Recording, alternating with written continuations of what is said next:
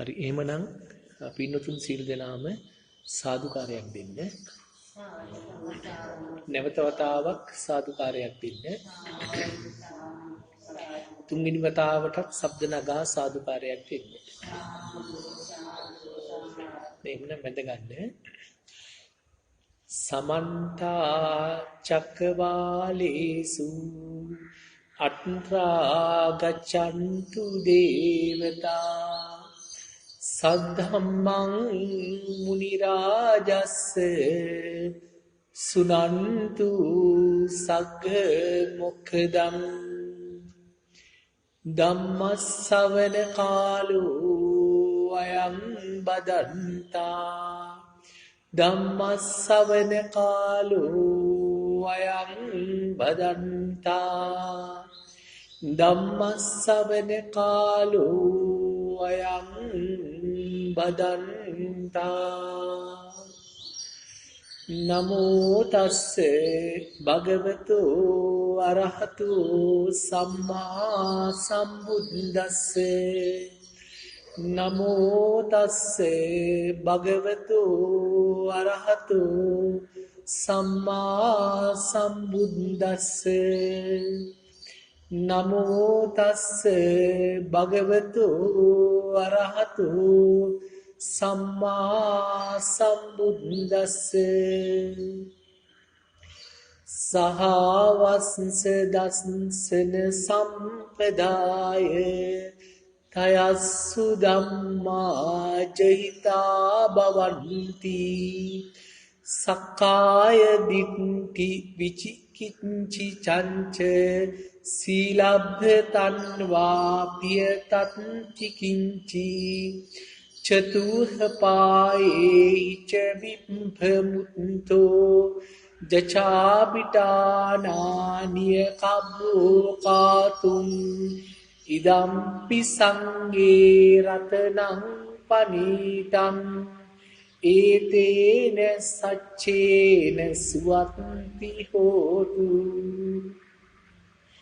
තුන්ලෝකාග්‍ර මහා කාරුණික අමාමෑණී භාග්‍යවත් වූ ගෞතම බුදු පියාණන් වහන්සේට නමස්කාර වේවා. වහන්සේගෙන් අවසර ලැබේවා මේ භයංකර සසර කතරින් අපව එතෙර කරවීම පිණිස ගෞතම බුදු පියාණන් වහන්සේ විසින් මනා කොට දේශනා කොට වදාලා වූ ඒ උතුම් වූ ආර්ය සත්‍යය ඇතුළත් ශ්‍රී සද්ධර්මයට අපගේ නමස්කාරය වේවා. අපහට අවසර ලැබේවා. ඒ ශ්‍රී සද්ධර්මයෙන් මේ ලෝකයේ තුල නිවී සැනසී වැඩවදාලා වූ ඒ උතුම් වූ ආර්ය සත්‍යය අප වෙතද ගෙන එන්නා වූ ගෙන ආවා වූ ආර්ය පුද්ගල මහා සංඝරුවනට අපගේ නමස්කාරය වේවා. ජීවිතයේ පූජා වේවා. විශේෂයෙන්ම මේ උතුම් වූ ආර්ය සත්‍යය අපහට අවබෝධ කර ගැනීමට ඉඩකඩ සලස්වන්නා වූ ඒ අනුත්තර වූ පින්කෙත පිටිගල ගුණරත්න මහානායක ස්වාමීන් වහන්සේට අපගේ නමස්කාරය වේවා. උන්වහන්සේටද උන්වහන්සේගෙන් පාට අවසර ලැබේවා. සාදු සාදු සාදු. කාරුණික පින්වතුනි, අද මේ පොය දවසේ පින්වතුන් සියලු දෙනාම උතුම් වූ අටාංග සීලය සමාදන් වෙලා මේ ශ්‍රී සද්ධර්ම දේශනාවට සවන් දෙන්නේ මේ සසර කතරින් එතෙර වීම අරමුණු කරමින්මයි.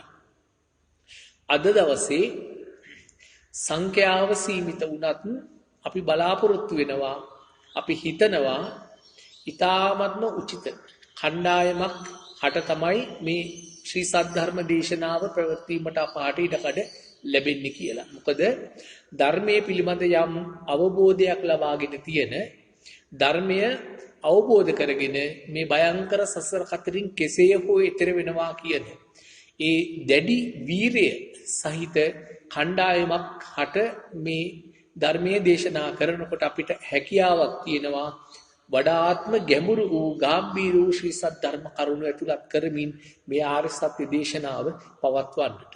ඒ නිසා මේ පින්නතුන් සියලු දෙනාම ඊ타ත්ම වාසනාවන්තයි.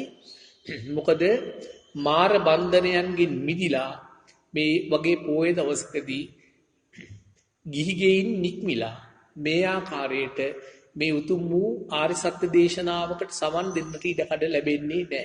ඊටාම අමාරුයි ඒ බන්ධණයෙන් මිදෙලා එන්න. ඉතින් මේ පින්නතුන් ඒ බන්ධණයෙන් මිදිලා ඇවිල්ලා දැන් මේ උතුම් වූ ශ්‍රී සද්ධර්මයේ සවන් දෙන වේලාව.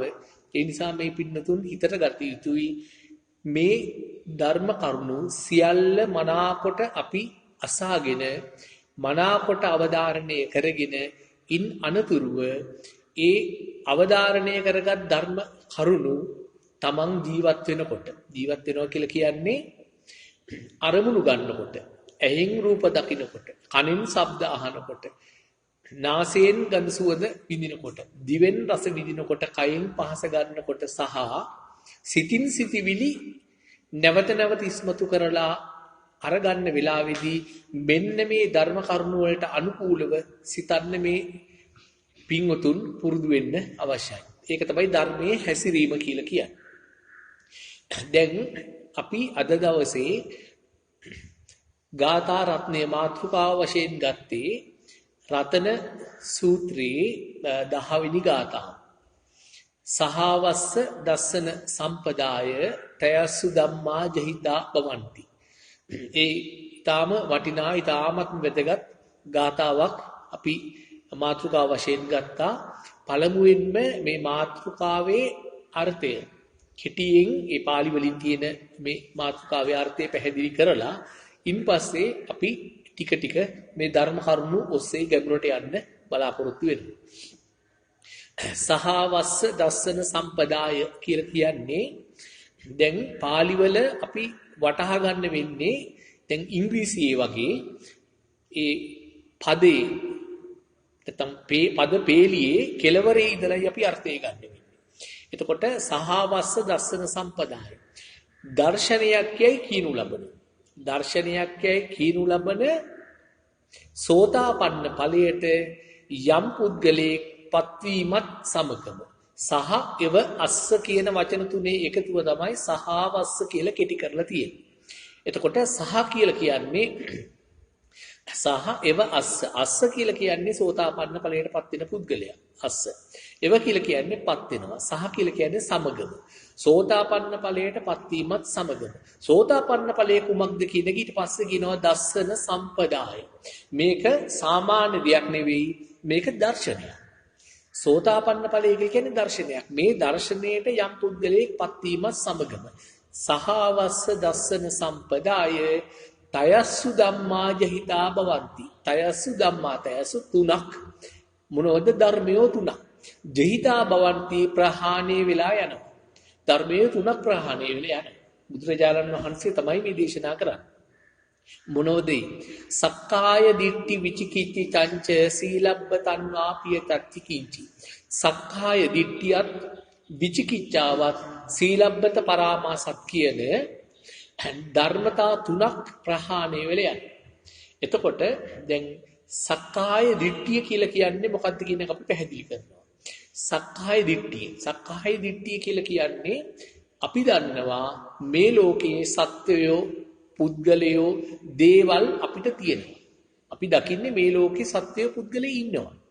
ඒ සත්වයෝ පුද්ගලයෝ අපිට අතින් අල්ලන්න පුළුවන්. ඒ සත්වයෝ පුද්ගලයෝ අපිට කතා කරන්න පුළුවන්. නමුත් බුදුරජාණන් වහන්සේ කියන්නේ එහෙම සත්වයෝ පුද්ගලයෝ කියලා බාහිරේ කිසි කෙනෙක් නැහැ කියලා. එතකොට සෝතාපන්න ඵලයටපත් වෙන පුද්ගලයා මේ ලෝකයේ සත්වයෝ පුද්ගලයෝ බාහිරේ නැති බව වටහා ගන්නවා, අවබෝධය ගන්නවා. සක්කාය දිට්ඨිය නැති වෙනවා.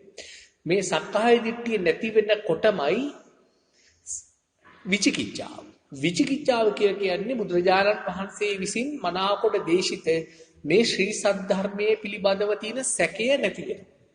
තවත් ඉදින් කිව්වොත් ශ්‍රී සද්ධර්මය කියන්නේ බුදුරජාණන් වහන්සේ විසින් දේශනා කරපු මේ ධර්මය අපි පිළි අරගෙන ඒ අනුව හිතනකොට තමයි මේ සක්කාය දිට්ඨිය නැති වෙන්නේ. කියනවා සක්කාය දිට්ඨිය නැතිවීමත් විචිකිච්ඡාවත් සැකයක්. ශ්‍රී සද්ධර්මයේ පිළිබඳව තියෙන බුදුරජාණන් වහන්සේ විසින් ශ්‍රී මුඛයෙන් අපිට අනුකම්පාවෙන් දේශනා කරපු මේ ධර්ම කරුණු මේව ගැඹුරු. මේව විශ්වාස කරන්නේ නැහැ ගොඩක්. අන්න ඒ ධර්ම කරුණු වල පිළිබඳව අපිට විශ්වාසය ඇති වෙනකොටම සක්කාය දිට්ඨිය නැති වෙනවා. ඒ දෙකම එකට සිදු වෙනවා. ඒ වගේමයි තවත් ධර්මයක් ඒකම නැති වෙනවා. ඒ තමයි සීලබ්බත පරාමාස.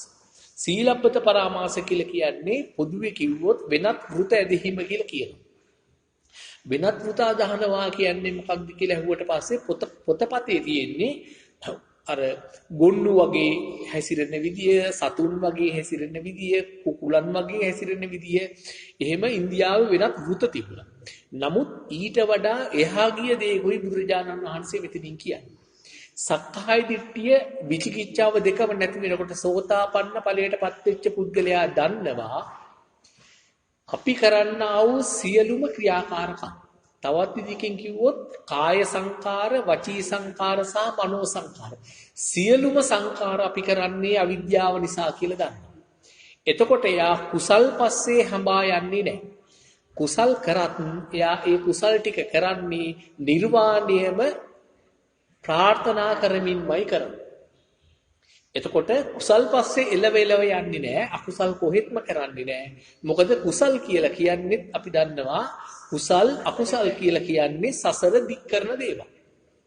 ඒක කරන්න යන්නේ නැහැ. මොකද එයා දන්නවා අවිද්‍යාව පත්‍ය සංඛාර. අවිද්‍යාව නැත්තම් මෝහය නැත්තම් මෝඩකම නිසා තමයි මේ සංඛාර කරන්නේ. සංඛාර කිව්වම ත්‍රිවිධ සංඛාරයන්ම සිදු වෙන්නේ මෝඩකම විද්‍යාව නිසා. එතකොට සෝතාපන්න ඵලයටපත් වෙච්ච පුද්ගලයාගේ අවිද්‍යාව යම් පමණකට දුර වෙලා තිනවා. සක්කාය දිට්ඨිය කියන එක යාට නැහැ. සක්කාය දිට්ඨිය නැති වෙනකොට යා දන්නවා අපි කරන සියලුම ක්‍රියාකාරකම් කායික වේවා, මානසික වේවා, වාචික වේවා සියල්ලම කරන්නේ අපේ තියෙන මෝඩකම අවිද්‍යාව නිසා කියලා. එතකොට ඔන්න ඕකට තමයි බුදුරජාණන් වහන්සේ අර වෙනත් වෘත අදහනවා ඒකිනුත් වලකිනවා කියලා කිව්වේ සාමාන්‍යයෙන් පතපොතේ තියෙනවාට වඩා ගැඹුරු අර්ථයකිනුයි උන්වහන්සේ මෙතෙන්දී ඒක දේශනා කරේ. අපි ඒ විදිහටම වටහා ගත යුතුයි. එතකොට සහවස්ස දස්සන සම්පදාය තයස්සු ධම්මා ජහිතා භවಂತಿ. එතකොට මොනවද නැති වෙනව කිලිුවේ සක්කාය දිට්ඨි විචිකිච්ඡි චංච සීලබ්බ තණ්හා පියතත්ති කිච්චි. සක්කාය දිට්ඨියත් විචිකිච්ඡාවත් සීලබ්බත පරාමාසත් කියන මේ ධර්මතා තුනම නැති වෙනවා. එතකොට මේ ධර්මතා තුන නැති වෙනකොට ලැබෙන ආනිසංසයක් බුදුරජාණන් වහන්සේ දේශනා කරනවා. චතු හපායේ හිච විප්පමුත්තු සතර අපා භූමියෙන් මිදුණා. ඔවුන් සෝතාපන්න ඵලයටපත් වෙච්ච පුද්ගලයා සතර අපා භූමියෙන් මිදිලා. ඒ හැරෙන්නට වෙන කිසි කෙනෙක් සතර අපා භූමියෙන් මිදිලා නැහැ. බ්‍රහ්ම ලෝකයේ ඉන්න බ්‍රහ්ම දිව්‍ය රාජයන් පවා සතර අපාගත වීමට තියෙන හිමිකම තියාගෙනයි ඉන්නේ. ශක්‍ර දේවේන්ද්‍ර රාජයා වුණත් සෝතාපන්න ඵලයටපත් වෙලා නැත්තම් අපි දන්නවා දැන් ඉන්න ශක්‍ර දේවේන්ද්‍රයා නම් සෝතාපන්න ඵලයටපත් වෙලා. නමුත් අනන්ත ප්‍රමාණ ශක්‍ර දේවේන්ද්‍ර තනතුරු හොබවපු දිව්‍ය රාජයන් වහන්සේලා සෝතාපන්න ඵලයටපත් වෙලා නැත්තම් එයාලා අනිවාර්යයෙන්ම සතර අපාගත වීමේ හිමිකම තියාගෙන ඉන්නේ. දැන් සෝතාපන්න ඵලයටපත් වෙච්ච පුද්ගලයා සතර අපාගත වෙන්නේ නෑ නිසක වශයෙන්. සතර අපාගත වෙන්න භූමියෙන් මිදෙන්න නම් සක්කාය දිට්ඨි විචිකිච්ඡා සීලබ්බත පරාමාස කියන ওই ධර්මතා තුන ප්‍රහාණය වෙන්න ඕන. ඒ තුන ප්‍රහාණය වෙන්න නම් සෝතාපන්න ඵලයටපත් වෙන්න ඕන. සෝතාපන්න ඵලයටපත් වෙන්න නම් බුදුරජාණන් වහන්සේ කියන දේශනා කරන විශේෂිත වූ දර්ශනයක් අපි ලබා ගන්න ඕන. ලෝකයේ දිහා අපි බැලිය යුත්තේ අන් අය බලන ආකාරයෙන් නෙවෙයි. අන්න ඒ ගැඹුරු කරුණු කාරණා තමයි අද දවසේ අපි පැහැදිලි කරන්නේ. අපි ප්‍රාර්ථනා කරනවා මේ පින්වතුන්ටත් අද දවසේ ඊතා උනන්දුවෙන් මේ ශ්‍රී සද්ධර්මය අහගෙන හිටියොත් මේ පින්වතුන්ටත් සක්කාය දිට්ඨි විචිකිච්ඡා සීලබ්බත පරාමාස කියන ඔය ධර්මතා තුන ප්‍රහාණය වීමේ මාර්ගයට අනිවාර්යයෙන්ම පැමිණෙන්නට හැකි වේවා කියලා ප්‍රාර්ථනා කරනවා. මොකද එහෙම නොහැකියාවක් නැහැ. මේ පින්නතුන් මතක තියාගන්න මේක ඊටා අපහසු කරන්න බැරි දෙයක් නෙවෙයි බුදුරජාණන් වහන්සේ මේ අපිට කියලා තියෙන්නේ. අපිට නැත්තේ මොකක්ද? වීරයයි නැත්තේ. වීරයයි නැත්තේ. අපිට මාර බන්ධන ටික කඩාගෙන මේ ශ්‍රී සද්ධර්මයට සවන් දෙන්න එන්න හැකියාවක් නැහැ. ශ්‍රී සද්ධර්මයට සවන් දෙන්න ආවත් අවසන් වෙන තුරු නිදාගන්නේ නැතුව මේකට සවන් දෙන්න ඉඩ දෙන්නේ නැහැ මාර්යා. මාර්යාත් එක්ක එකතු වෙලා බොහොම අපි මාර්යානේ අනේ මාර්යා නිසා මට නිින්ද යනවා කිය අපිම හිතට අපේම හිත රවට්ට ගනිමින් තමයි අපි මේ සසර යන්නේ. ඉතින් මේ පින්නතුන් එහෙම නැති නිසා ලොකු උනන්දුවක් තියෙන නිසා මේ පින්නතුන්ට පුළුවන් මේ ධර්මදේශනේ අවසන් වෙනකම්ම හොඳින් සවන් දීගෙන හිටියොත් මේ ධර්ම කරුණු උදාහරණය කරොත් අපි කියනවා සෝතාපන්න ඵලයටපත් වෙන පුද්ගලෙක් ලබාගත යුතු දර්ශනය කුමක්ද? අනිත්‍ය ලබාගෙන ඉන්න දර්ශනය කුමක්ද? සාමාන්‍ය පුතග්ජන පුද්ගලයන් ලබාගෙන ඉන්න දර්ශනය කුමක්ද? සෝතාපන්න ඵලයටපත් වෙන පුද්ගලයන් ලබා ගන්නා වූ විශේෂිත දර්ශනය කුමක්ද? අන්න ඒක අහලා දැනගත්තොත් ඥානතෝ කියන කාරණය සම්පූර්ණ ගන්න. ඒ අනුව මේ පින්නතුන් හිතන්න ගත්තට පස්සේ පස්සතෝ කියන ප්‍රත්‍යක්ෂ වශයෙන් මේක අවබෝධ කරගන්න පුළුවන්. ඥානතෝ පස්සතෝ කියන කරුණු දෙක එකතු වුණා කියලා කියන්නේ මේ පින්නතුන් සෝතාපන්න ඵලයටපත් වෙනවා. එතකොට මේක කරන්න බැරි දෙයක් නෙවෙයි, අපහසු දෙයක් නෙවෙයි. වීරිය තියෙනවා නම් පහසුයි. වීරිය නැත්තම් තමයි මේක ඉතා අපහසු. මේ පින්නතුන්ට මතක ඇති බුදුරජාණන් වහන්සේ සම්මා සම්බුද්ධත්වයට පත් වෙලා මේ ධර්මය පරම ගාම්භීරයි. මේ ධර්මය මේ මිනිස්සුන්ට අවබෝධ කරගන්න පුළුවන් වේද කියලා දෙගඩියාවෙන් උන්වහන්සේ පොඩ්ඩක් කල්පනා කරේ. නිකම් නෙවෙයි. කාමයෙන් පීඩිත, කාමයෙන් ඇලිච්ච, කාමෙහිම ගැලිච්ච මේ අයට මේ මිනිස්සුන්ට මේ ධර්මයේ වැටහිදෝ කියලායි උන්වහන්සේ කල්පනා කරේ. නැතුව මේ මිනිස්සුන්ට මේ ධර්මය අවබෝධ කරගන්න බැරි වෙයිද කියලා උන්වහන්සේ එහෙම හිතුවේ නැහැ. කාමෙහි ඇලිච්ච, කාමෙහි ගැලිච්ච, කාමෙහිම පීඩිත වෙලා ඉන්න අයට මේක වැටහිද කියලායි උන්වහන්සේ කල්පනා කරේ. එතකොට මේ සාම්පති මහා බ්‍රහ්මති මේ ඇවිල්ලා ආරාධනා කරේ. ඒ නිසානේ අපිට ශ්‍රී සද්ධර්මයේ තියෙන්නේ. එතකොට මේ පින්නතුන් මේ ධර්මයට කැපවෙච්ච අය නිසා අනිවාර්යයෙන්ම මේ ශ්‍රී සද්ධර්මය අවබෝධ කර ගැනීම හැකියාව තියෙනවා. ඒ ප්‍රාර්ථනේ හිතට අරගෙන අපි ධර්මයට සමන් දෙන්න ඕන. එතකොට සහවස්ස දස්සන සම්පදාය තයස්සු ධම්මා ජහිතා භවಂತಿ සක්කාය දිට්ඨි විචිකිච්ඡිතංච සීලබ්බතන්නා පියතත්ති හිති. එතකොට මොකද වෙන්නේ? චතුහ පායෙහිච වික්තු මුත්තෝ සතර පා භූමිය මිදෙනවා. එයාලා ජචා බිටානානිය කම්බෝ කාතු. එයාලා තින් ෂඩ්විධි පාප කර්මයන් කිසි දවසක කෙරෙන්නේ නැහැ නැවත. ෂඩ්විධි පාප කර්මයන් කියලා කියන්නේ අපි සාමාන්‍යයෙන් දන්නේ අර බරපතල නැත්නම් ආනන්තරීය පාප කර්ම පහක්. ඊට අමතරව නියත මිත්‍යා දෘෂ්ටියකටපත් වීමක් කියන එක කවදාවත් සිදු වෙන්නේ නැහැ. එතකොට මේක ඒ රහතන් වහන්සේලාගේ තියෙනා වූ මේක ගුණයක්. නැත්තම් සෝතාපන්න ඵලයට පත්වෙච්ච අයගේ තියෙන ගුණයක්. නැත්තම් බුදු පියාණන් වහන්සේලාගේ ශ්‍රාවකයන්ගේ තිබෙනා වූ ගුණයක් මේක. බුදු පියාණන් වහන්සේලාගේ ශ්‍රාවකයෝ කියලා කියන්නේ අපි තේරුම් ගත යුතුයි සුපටිපන්නෝ භගවතෝ ශාවක සංඝෝ. මධ්‍යම ප්‍රතිපදාවට පැමිණි අය. උජුපටිපන්නෝ භගවතෝ ශාවක සංඝෝ. මේ මධ්‍යම ප්‍රතිපදාවේ ගමන් ගන්නා අය එයාලා මේ සසර රස්තිය අදු වෙන්නේ නැහැ. කෙටිම මාර්ගයෙන් තමයි නිවනට යන්නේ. උජුපටිපන්නෝ ඍජු මාර්ගයට ඍජු ප්‍රතිපදාවට පැමිණියා වූ අය තමයි ශ්‍රාවක සංඝයා වෙන්නේ. ඒ වගේ. එතකොට අපි දන්නවා තියෙනවා ඵල හතරක්, මාර්ග හතරක්, අට්ඨපුරුෂ පුද්ගලා, අන්න අෂ්ටපුරුෂ පුද්ගලා කියන ඒ සෝතාපන්න මාර්ගයේ සෝතාපන්න ඵලය, සක්‍රදාගාමි මාර්ගයේ සක්‍රදාගාමි ඵලය, අනාගාමි මාර්ගයේ අනාගාමි ඵලය, අරිහත් මාර්ගයේ සහ අරිහත් ඵලය කියන ඔන්න ඔය අට්ඨපුරුෂ පුද්ගලා ඔය පුද්ගලයන් 8 දෙනා තමයි බුදු පියාණන් වහන්සේගේ ශ්‍රාවකීන් වෙන්නේ. ඒස භගවතෝ ශාවක සංඝ. එමයි උන්වහන්සේ පැහැදිලි කරලා තියෙන්නේ. එතකොට අපිටත් ඒ தത്വයටපත් වෙන්න නම් මේ උතුම් වූ ධර්ම කරුණු අනිවාර්යයෙන්ම අපි පැහැදිලි කර ගත යුතුයි. එතකොට දැන් මේ සෝතාපන්න ඵලයටපත් වීමත් එක්කම ප්‍රහාණය වෙල යන මේ ධර්ම කරුණු තුන, ධර්මතා තුන මොනොත් ධර්මතා තුන? සක්කාය දිට්ඨි, විචිකිච්ඡා, සීලබ්බත පරාමාස. මේ ධර්මතා තුන ප්‍රහාණය නොකර නිවන් දකින්න පුළුවන්ද? නිවන් දකින්න බෑ. නිවන් දකින්න බෑ.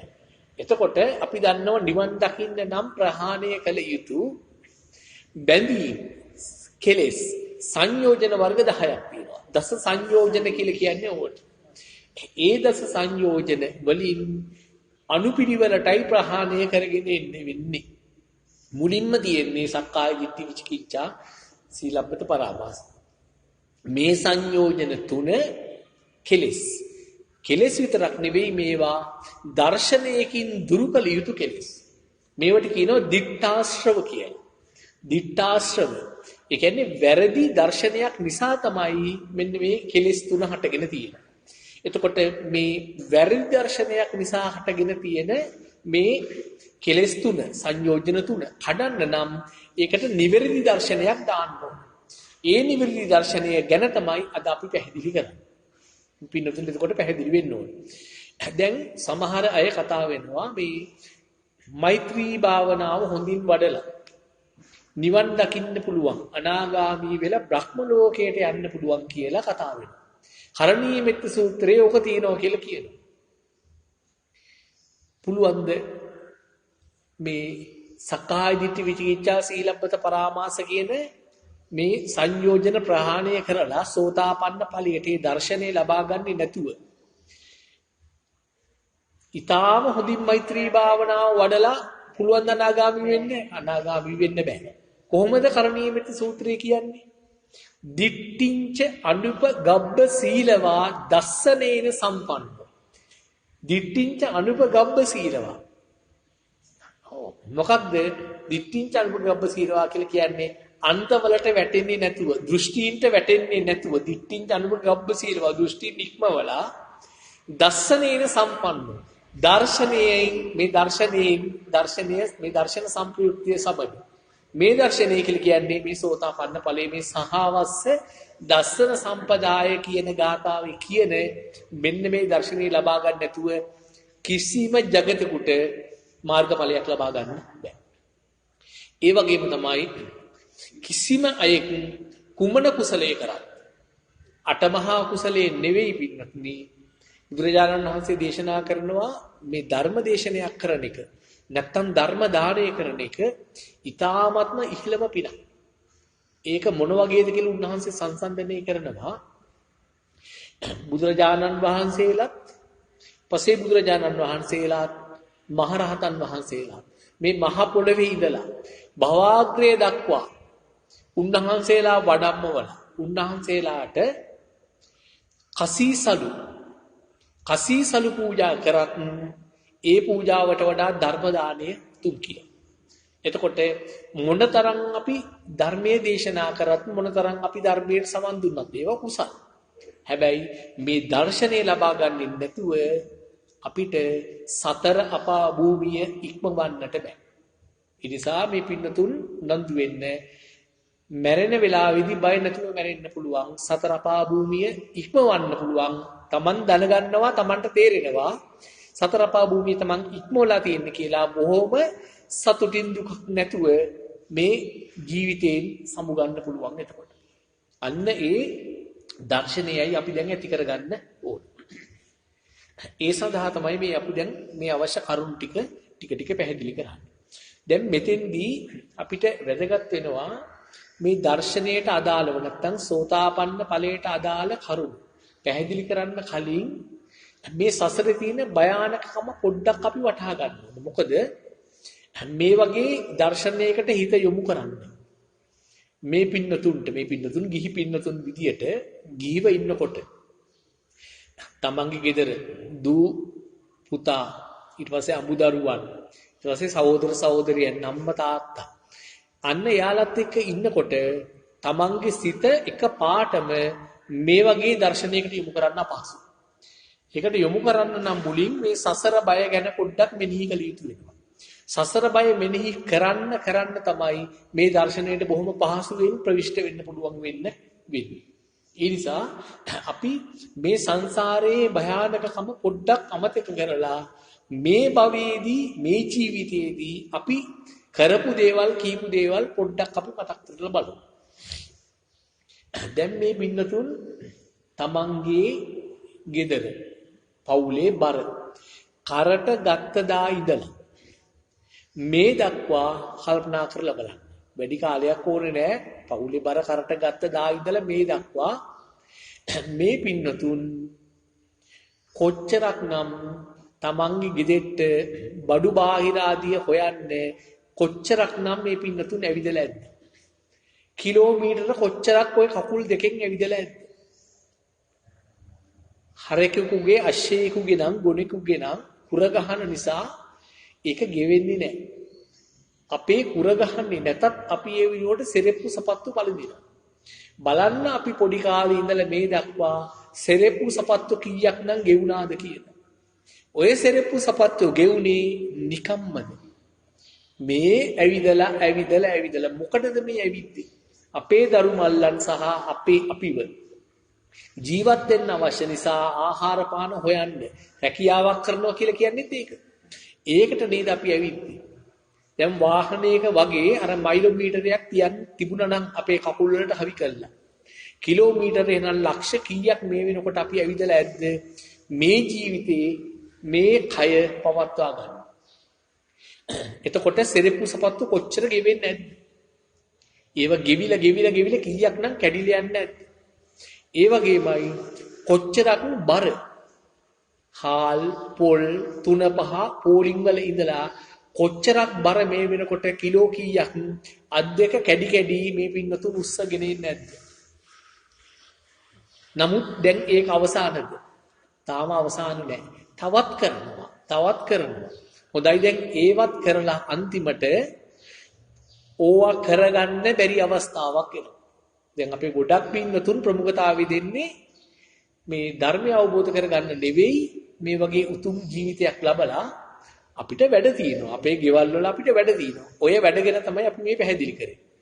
කකුල් ගෙවෙන තුරු ඇවිදලා අත් කැඩෙන තුරු බර උස්සාගෙන ඇවිල්ලා කී පාරක් වෑංජන නම් වියලා ඇද්ද?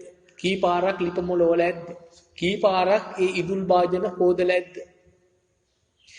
ඒක ඉවරයක් නෑ. දැන් අන්තිමට ඕක කරගන්න බැරි අවස්ථාවක් එනවා. ඇවිද ගන්න බැරි අවස්ථාවක් එනවා. ඒ ඇවිද ගන්න බැරි අවස්ථාව වෙනකොට අර කවල පොළ ඇති දැඩි කරපු දූ දරුවෝ දැන් ඉන්නවා. ඇවිද ගන්න බැරි වෙලා එකතෙන් වුණාට පස්සේ තමයි Tamanට මේ ධර්මීය අවශ්‍යතාවය ඉන්නේ.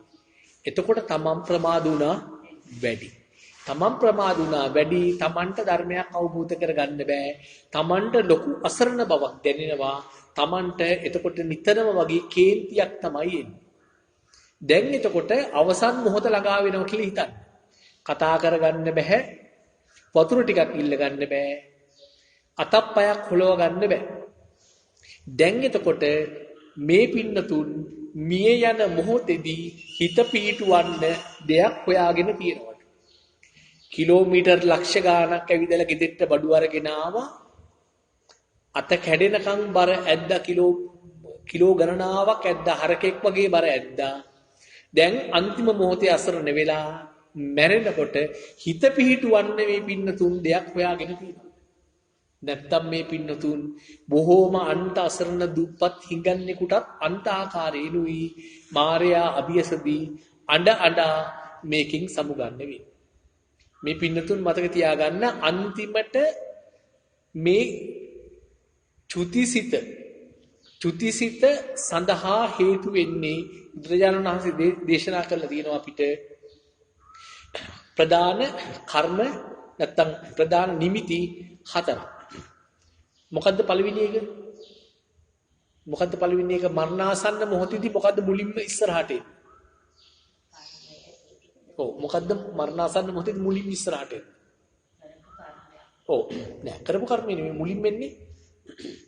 මුලින්ම එන්නේ අපි ධානලාභියෙක් නම් අන්න ධානයේ ඉස්සරහට එනවා. පැහැදිලිද? ධානයේ ඉස්සරහට එනවා. අනිත් සේරම යටපත් කරගෙන ධානයේ ඉස්සරහට එනවා. අපි ආනන්තරී පාප කර්මයක් කරලා තියෙනවා නම් ඒක ඉස්සරහට එනවා. ගරුක කර්මය කියලා කියන්නේ ඕකට. මේ පිටුතුන් අහලා තියෙනවා. ගරුක කර්මයේ ඉස්සරහට එනවා. අපි දන්න තරමින් අපි ආනන්තරී පාප කර්ම කරලත් නැහැ. අපි ධානය උපදලත් නැහැ. එහෙනම් ගරුක කර්මයේ ඉස්සරහට එන්නේ නැහැ. ඊට පස්සේ අපිට කියන්න පුළුවන් අපි අසදෘශ්‍ය පූජාවල් කරලා තියෙනවා.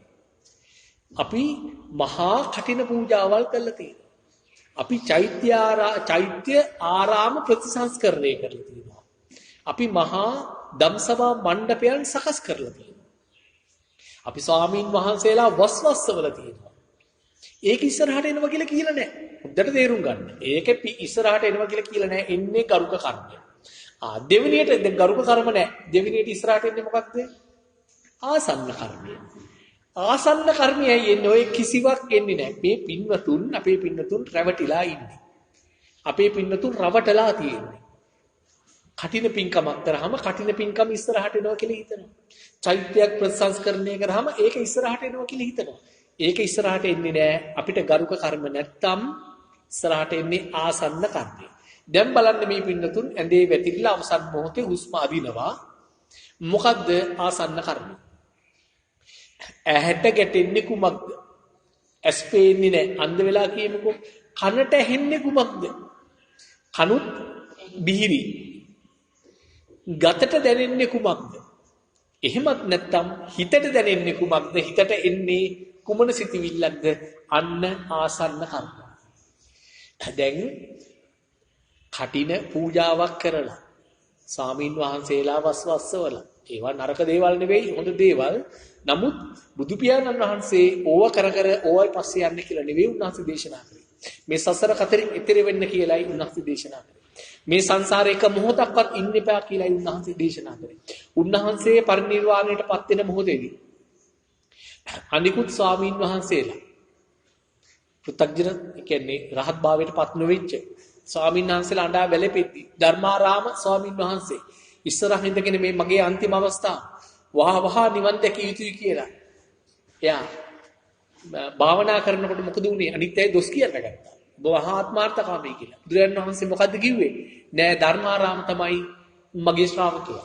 ඒ විදිහට කටයුතු කළ යුතු කිව්වේ. මේ සසර ඉන්න උන්වහන්සේ අපිට කිව්වේ නෑ දේශනා කරේ නෑ. සසර යන්න කිව්වේ නෑ. මේ සසරේ තරම් භයානකයි. එතකොට අපි හිතනවා නම් කටින පූජාවක් කරලා, චීවර පූජාවක් කරලා, අසද්දෘශ්‍ය පූජාවක් කරලා, නැත්නම් චෛත්‍ය ප්‍රතිසංස්කරණය කරලා ඕක ඉස්සරහට ඒවි කියලා අපි මේ ශ්‍රී සද්ධර්මයේ නොදන්නාකම අඥානකමයි. එන්නේ මොකක්ද? අපිට ගරුක කර්ම නැති නිසා ආසන්න කර්ම එනවා. ආසන්න කර්ම වෙන්නේ දකින්න දෙයක්, ඇහෙන දෙයක් අන්තිම දේ. අපි දන්නවා ධර්මාශෝක අධිරාජ්‍ය 84000ක් වේර විහාර කරා. එතකොට කටින පින්කම් කරේ නැහැ කියලා හිතනවද මේ පින්පත? අසද්දෘශ්‍ය පූජාවන් කරේ නැහැ කියලා හිතනවද?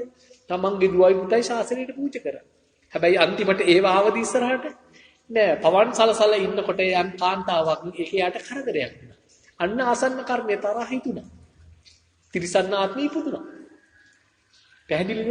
එහෙමනම් ආසන්න කර්මයයි එන්නේ. දැන් මේ පින්නතුන් බොහොම අමාරුවෙන් ওই විදිහට කිලෝමීටර් ගණනාවක් බඩු ඇදලා හරකෙක් වගේ බර උස්සගෙන ඇවිල්ලා උයල පිහල දීලා සේරම කළා දරුවොත් හදලා වඩලා දැන් අන්තිමට ඉන්නකොට අපි තුමු මේ පින්නතුන්ගේ අවසන් මොහොතේ ඇහැ ගැටෙන්නේ දරුවෝ ඇහැ ගැටුනොත් මේ පින්නතුන් හිතනවද අනේ හොඳ දැනකට යයි කියලා හිතනවද?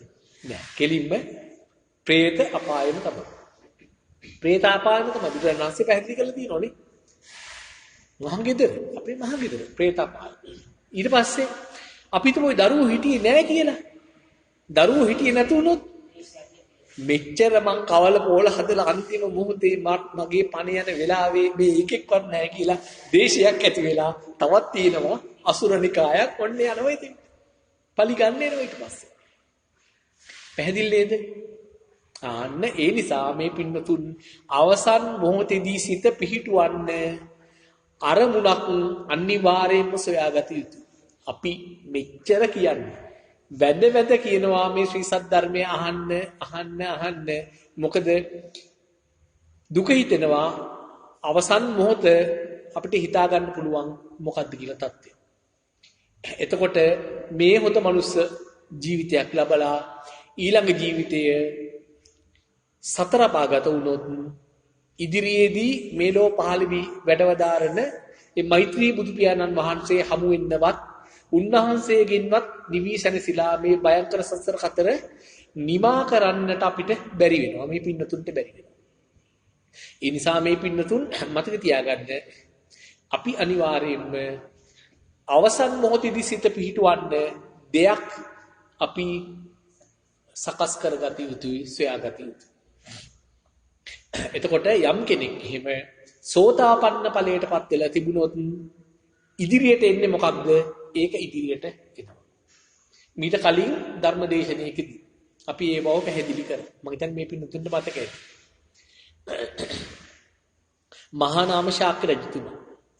මහා නාම ශාක්‍ය රජතුමා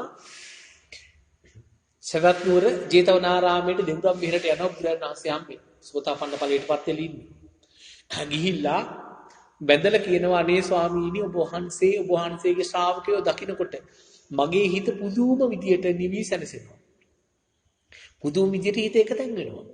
අනේ ස්වාමීනි ඒ වුණාට මේ දෙව්රම් බෙහෙරෙන් එළියට යනකොට මේ දකින්න දේවල් වලට මගේ සිත කැළඹෙනවා. කාමයේ ඒ දේවල් වලින් හිත මුසපත් වෙනවා.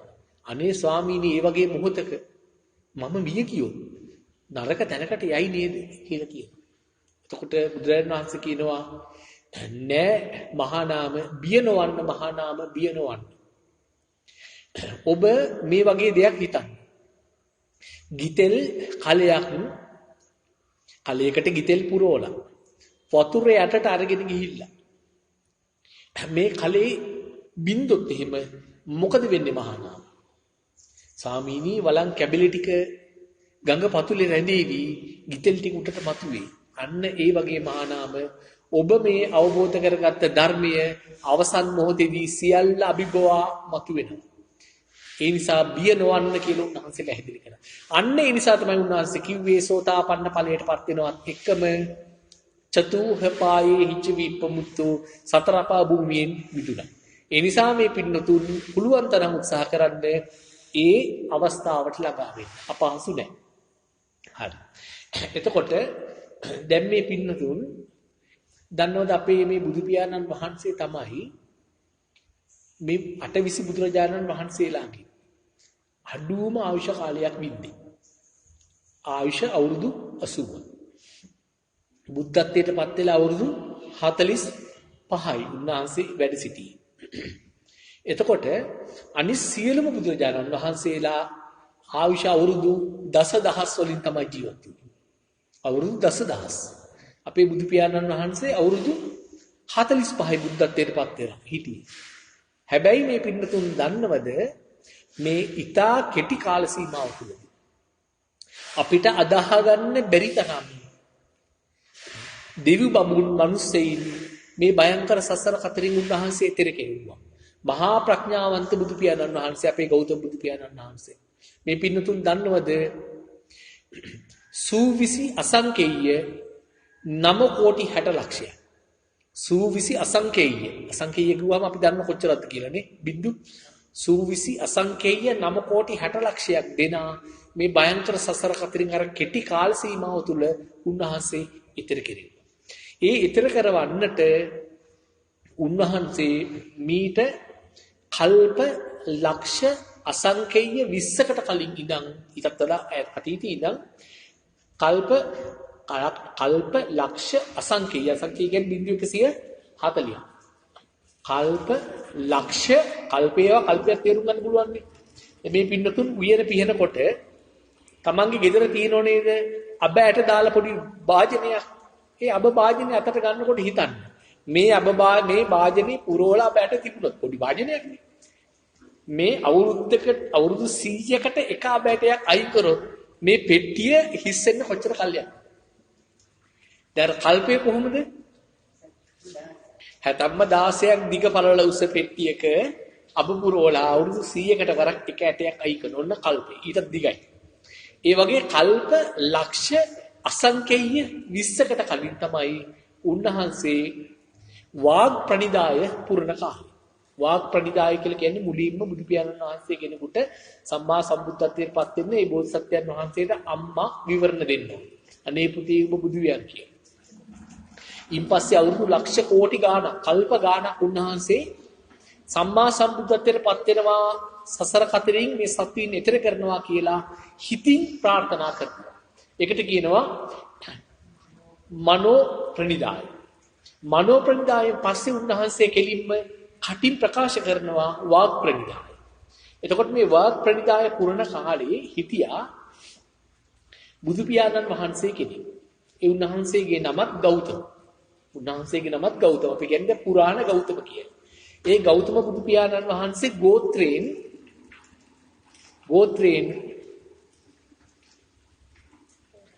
ශාක්‍ය වංශයෙන් ශාක්‍ය ගෝත්‍රයෙන් ගෞතම. උන්වහන්සේගේ නැගිනියක් හිටියා මේ බුදු පියාණන් වහන්සේට මේ සහෝදරයාට බොහොම ලෙන්ගත්.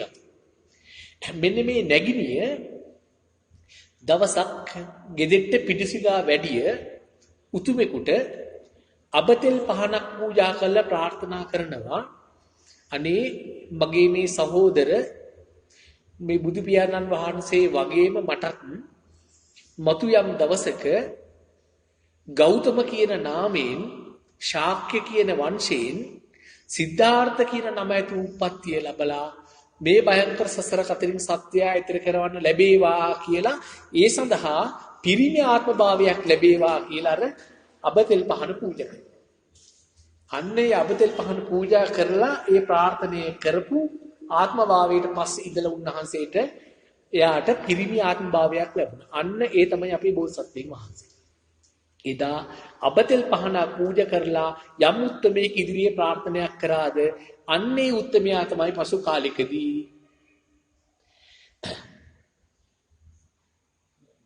පාරමිතා සම්පූර්ණ කරලා දීපංකර කියන නමින් සම්මා සම්බුද්ධත්වයට පත් වෙන්නේ. උන්වහන්සේගෙන් තමයි පළමු විවරණය ලැබුණේ. පැහැදිලිද දැන්? එදා ඉඳලා තමයි කල්ප ලක්ෂ අසංඛ්‍යය 4ක් එදා ඉඳලා නැවත පාරමිතා උපපාරමිතා පරමත්ත පාරමිතා පූර්ණේ කරලයි මේ උතුම් වූ සම්මා සම්බුද්ධත්වයට පත් වෙන්නේ. ඉතින් උන්වහන්සේ සොයාගත්ත මේ ශ්‍රී සද්ධර්මයේ තවම තියෙනවා. අපිට උන්වහන්සේ හොයාගත්ත මේ ධර්මයේ පිළිබඳව කිසිදු අපේ සැලකිල්ලක් නැහැ. අපි සිල් සමාදන් වෙනවා නමුත් කිසිම සැලකිල්ලක් නැහැ. උදාහරණයක් විදිහට අපි මේ දේ ගමුකෝ. දැන් මේ පින්නතුන් දන්නවා මුල්ම සද්ධර්ම දේශනාව බරණැස ඉසිපතනේ පැවැත්වුවා. ධම්සක් පැවතුම් සූත්‍රය. 18 කෙලක් මේ සසර කතරින් ඉතිරි වුණා. 18 කෙලක් දෙවිවරුන් සහ බ්‍රහ්මයෝ 18 කෙලක් මේ සංසාරේ ඉතිරි වුණ දුකින් මිදුණා. ඒ නිසා නේද උන්වහන්සේලා සාදුකාර දුන්නේ. ඒ ධර්මදේශනාවේ මුලින්ම කියනවා ද්වේමේ භික්ඛවේ අන්තා පබ්බජිතේන නසේවිතම්මා. පබ්බජිතේන කියන්නේ මහණුන් කියලා කියන්නේ චීවරය දරාගෙන ඉන්න අයම නෙවෙයි. මේ භයංකර සසර කතරින් ඈතර වෙන්න උත්සාහ කරන සීලම කට්ටිය පබ්බජිතේ. මොකද නැත්තම් දෙවිවරු පොතන හිටියේ දෙවිවරු දුකින් මිදුණනේ. ඒකට සීලමය. දැන් අපිත් පබ්බජිතේන මෙතෙන්දී. අපිත් පබ්බජිතේන. එතකොට මේ පැවිද්ද ලැබපු. ඒ කියන්නේ මේ දැන් බුදුරජාණන් වහන්සේ තැනක දේශනා කරනවා මාගේ ශාසනයේ පෙරත් මගේ ශාසනයේ ඒ කියන අවදීදී දැනු අනාගතයේදී කිසිදු කෙනෙක් පැවිද්ද ලබන්නේ නැහැ මේ භයංකර සසර කතරින් ඈතර වීම අරමුණු නොකරමින්. පැවිද්ද ලබනවා නම් පැවිද්ද කියන වචනේ පරිසමාප්ත අර්ථයෙන්ම පැවිද්ද ලබනවා නම් මේ භයංකර සසර කතරින් ඈතර වෙන්නම තමයි පැවිද්ද ලබන්නේ. ඒක ඒ පැවිදි වෙන අයගේ කාර්යභාරයක්. ඒක අපිට අදාළ නැහැ. ඉතින් අපි මේ සසර කතරින් ඈතර වෙනවා නම් අපි අර වගේ පබ්බචිතේන. ඒතර පබ්බචිතේන නසේවි තබ්බා. ආශ්‍රය ඇසුරු නොකල යුතු අන්ත දෙකක් තියෙනවා කියලා කියනවා. දේමේ භික්කවේ අන්ත. පබ්බචිතේන නසේවි තබ්බා. මොකක්ද? කාමසුකල්ලිකාණු යෝගයයි අත්තකිලමතාණු යෝගයයි. එතකොට කාමසුකල්ලිකාණු යෝගයේ උන්වහන්සේ හඳුන්වන්නේ කොහොමද? හීනෝ. අහලා තියෙනවනේ. ඊට පස්සේ කොහොම කියන්නේ? හීනෝ ගම්මෝ. කොහොම කියනෝනේ වචන. හීනෝ කියලා කියන්නේ මොකක්ද? හීනෝ කියන්නේ බොහොම ලාමකයි. ඒක බොහොම ලාමකයි. කාමසුකල්ලිකාන යෝගේ බොහොම ලාමකයි කියනවා. ගම්මෝ කියන්නේ ග්‍රාමීයයි.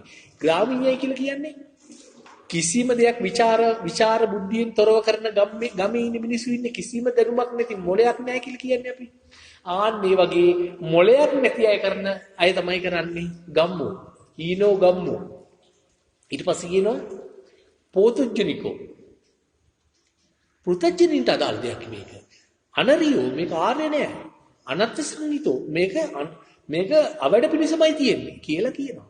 ඉතින් දැන් මේ පින්නතුන් දන්නවාද මේ පබ්බචිතේන එයාලා අරමුණු කරමින් කිව්වේ නේද? ඒ කියන්නේ මේ දුක්ඛ සසර කතරින් ඈතර වීම අරමුණු කරමින්ම ඉන්න අය. දන්නවාද මේ කාමසුකල්ලිකාන යෝගයයි අත්තිකිලමතාන යෝගය කියන්නේ මොකක්ද කියලා? ඉතින් ඒක ගැනවත් සොයන්නේ නැත්තම් අපි උන්වහන්සේට සැලකිල්ලක් දක්වනවාද? උන්වහන්සේගේ ශ්‍රී සද්ධර්මයට සැලකිල්ලක් දක්වනවද? අපිට කට ඇරලා කියන්න පුළුවන්ද අපි ඔබ වහන්සේගේ ශ්‍රාවකයෙක් කියලා? උන්වහන්සේ කල්ප ලක්ෂ අසංඛේය 20ක් ඇස්සිස් මස්ලේ දන් දීලා, අමුදරුවන් දන් දීලා, රට රාජ්‍ය දන් දීලා නොදුන් දෙයක් නෑ.